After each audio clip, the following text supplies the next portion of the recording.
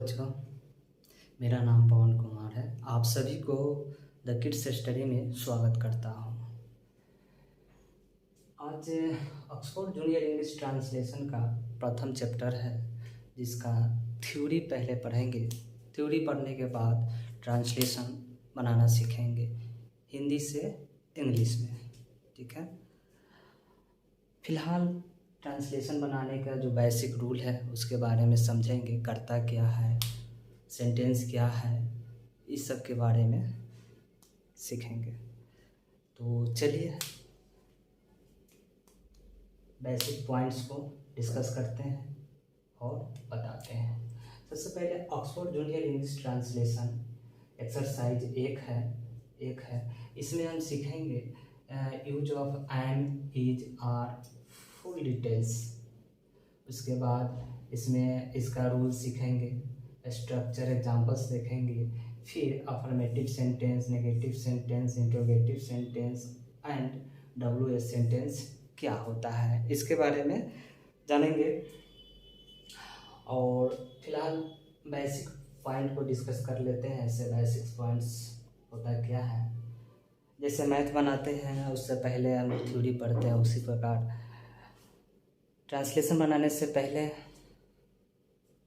कुछ basics point है उसको डिस्कस कर लेते हैं।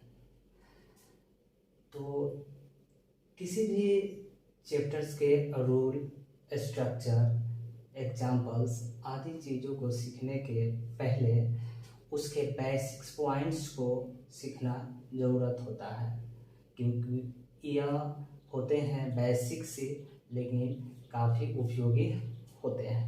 ठीक है। इज एम आर को हिंदी में क्या बोलते हैं इसको देख लेंगे। इज को है कहेंगे, एम हु, आर है। अब देखते हैं सिंपल सेंटेंस क्या होता है। सिंपल सेंटेंस के बारे में जानेंगे। से सिंपल सेंटेंस होता क्या है। सिंपल सेंटेंस बोले तो साधारण वाक्य किसे कहते हैं। वैसे वाक्य जिसमें किसी प्रकार के काम को करने का जिक्र नहीं किया गया हो, अर्थात वाक्य में सब्जेक्ट यानी कर्ता के द्वारा कोई भी काम नहीं किया गया हो, बल्कि वाक्य में सब्जेक्ट के बारे में ही कुछ कहा या बताया गया हो, वैसे वाक्य सिंपल सेंटेंस कहा जाता है। ठीक है। इसके एग्जांपल्स को हम देख लेंगे। से एग्जांपल्स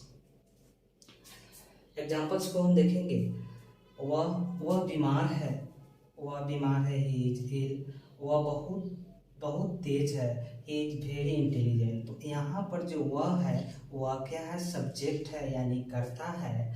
जैसा कि इसमें जिक्र किया गया है से काम करने का जिक्र नहीं किया, अर्थात वाक्य में सब्जेक्ट कर्ता के द्वारा कोई भी काम नहीं किया जाता हो, बल्कि वाक्य में सब्जेक्ट के बारे में ही कुछ कहा गया है।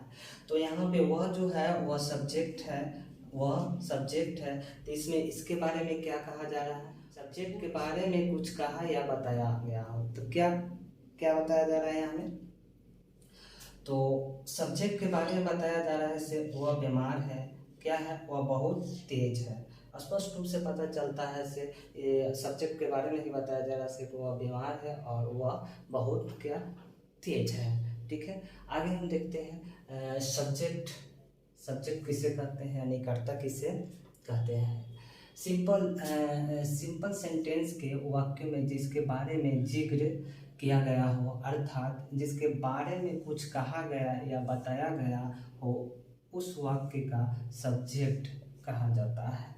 जैसे कि मैं एक विद्यार्थी हूँ, आई एम ए स्टूडेंट। वे लोग ईमानदार हैं, दे आर ऑनेस्ट। यह एक अच्छी किताब है, this is a good book. आप राम हैं, यू आर राम। इसमें क्या है,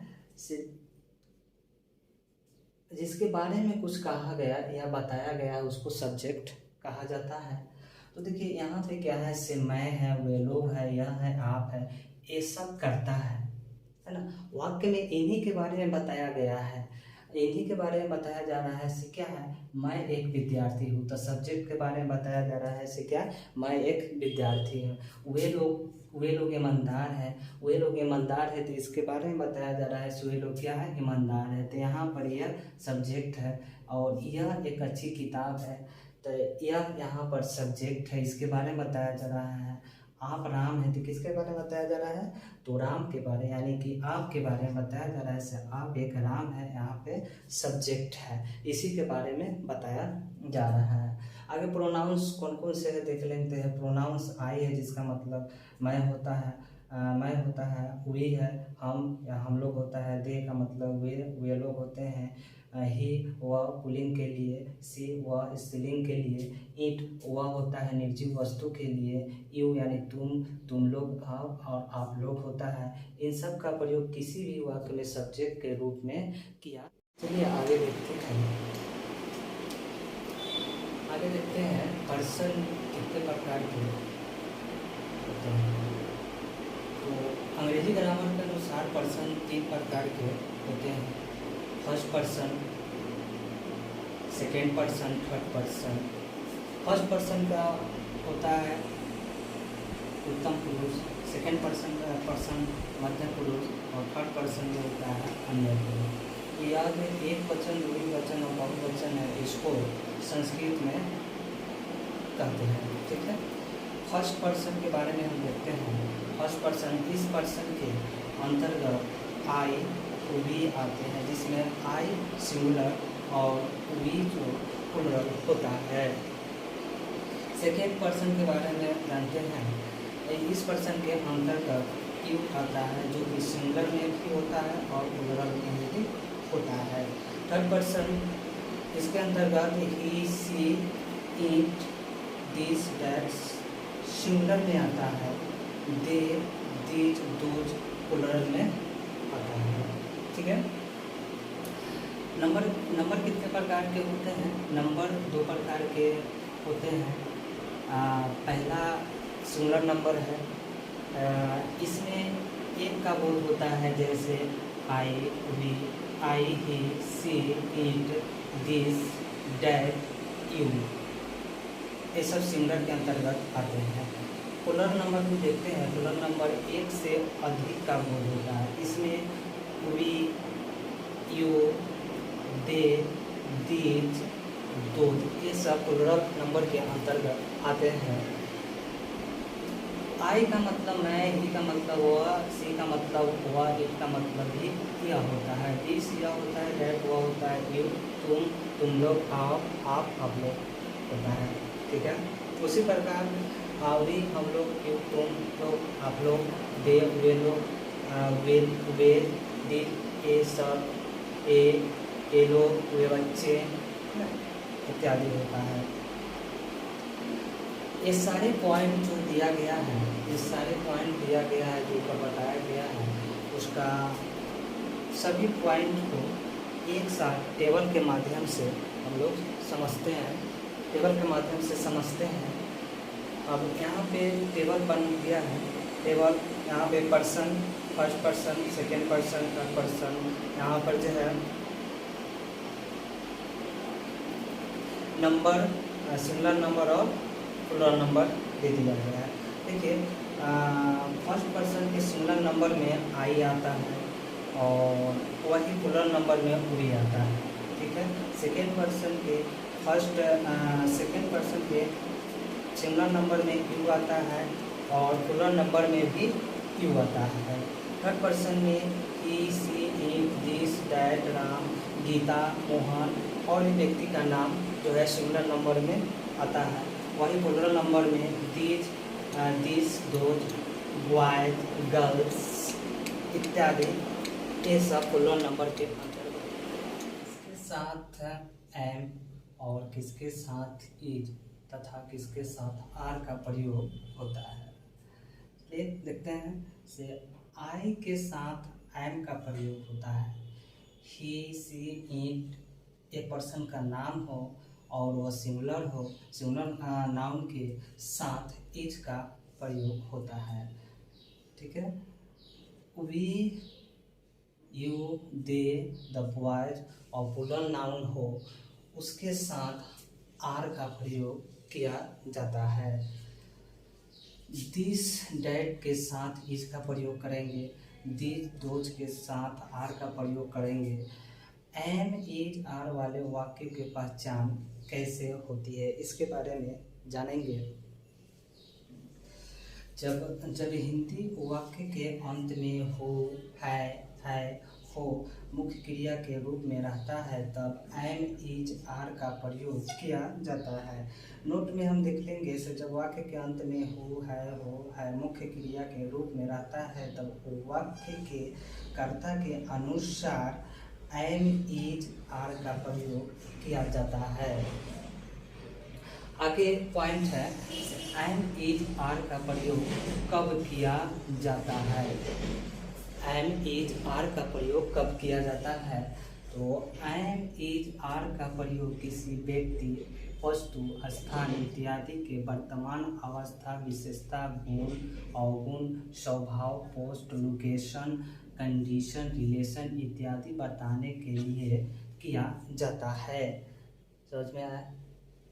एम इज का प्रयोग कहाँ किया जाता है, तो एम इज का प्रयोग किसी व्यक्ति, वस्तु, स्थान इत्यादि के वर्तमान अवस्था, विशेषता, गुण, अवगुण, स्वभाव, पोस्ट, लोकेशन, कंडीशन, रिलेशन इत्यादि को बताने के लिए किया जाता है। जैसे कि इसमें दिया है वाक्य से वह बीमार है, तो ही इज इल, तो इसमें किस चीज़ को दर्शाता है, तो ही इज इल जो है वह किस चीज़ का बता रहा है, तो यह जो है वह बीमार है, यानी कि कर्ता जो है, सब्जेक्ट क्या है, वह बीमार है, तो कर्ता का क्या है, अवगुण है, यहाँ पर क्या है, अवगुण बता रहा है। उसी तरह जो है वे एक शिक्षक है, तो ही इज अ टीचर, तो इसमें क्या है, पोस्ट बता रहा है, सो वे एक शिक्षक है।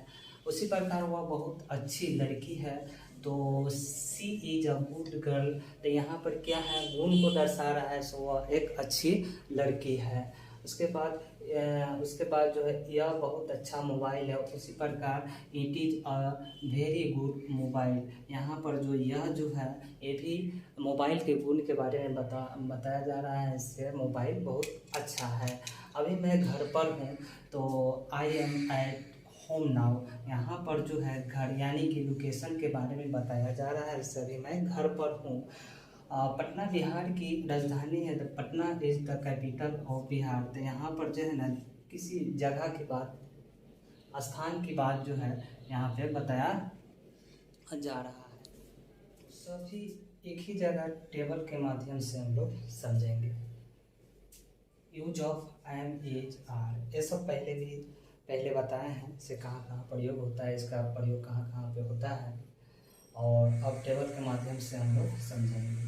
पर्सन पता है, first person, second person, third person, number, single number और प्लूरल नंबर। जैसे मैं खुश हूँ, तो फर्स्ट पर्सन के सिंगल नंबर में आएगा है, मैं खुश हूँ तो आई एम हैप्पी, और इसी का जो प्लूरल नंबर में बनेगा वह हम लोग खुश हैं, तो we are happy. Second person में क्या करेंगे, तुम खुश हो या आप खुश हो, तो यू आर हैप्पी, और प्लूरल नंबर में जो है तुम लोग या आप लोग खुश हो, तो यू आर हैप्पी लिखाएगा।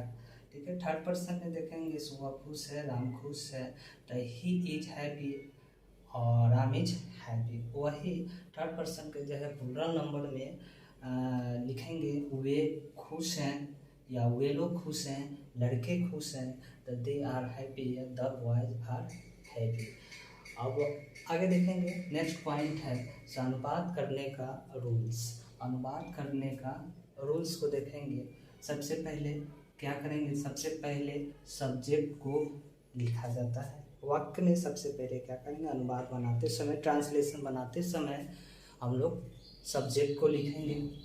उसके बाद फिर जो है सब्जेक्ट के अनुसार इज एम आर का प्रयोग करेंगे, यानी सब्जेक्ट के अनुसार एम इज का प्रयोग करेंगे। जैसे मैं खुश हूँ, तो यहाँ पे सब्जेक्ट क्या है, मैं, यानी कि आई, तो आई के साथ एम का प्रयोग करेंगे। ठीक है। तीसरा है, उसके बाद जो है कम्प्लीमेंट का प्रयोग करेंगे, यानी कम्प्लीमेंट को लिखेंगे। जैसे मैं खुश हूँ, तो आई एम हैप्पी, तो यहाँ पे आई सब्जेक्ट है और एम प्लस में कम्प्लीमेंट बीजी, बीजी जो है यहाँ पे कम्प्लीमेंट हो जाएगा। उसके बाद सबसे आखिरी जो होगा उसमें फुल स्टॉप का प्रयोग करेंगे, यानी कि जब सेंटेंस खत्म होगा तो उसमें हम लोग फुल स्टॉप करेंगे और वाक्य को ख़त्म कर देंगे। ठीक है, अब इसका बनावट को हम लोग देखेंगे, से बनावट कैसे है। तो ट्रांसलेशन का बनावट देख लेंगे, स्ट्रक्चर को हम लोग देखेंगे। Subject plus and is are plus complement. ठीक है, यह कहाँ लागू होगा, यह जो है कहाँ पे लागू होगा, अफर्मेटिव सेंटेंस में। जैसे कि मैं खुश हूँ तो आई एम हैप्पी।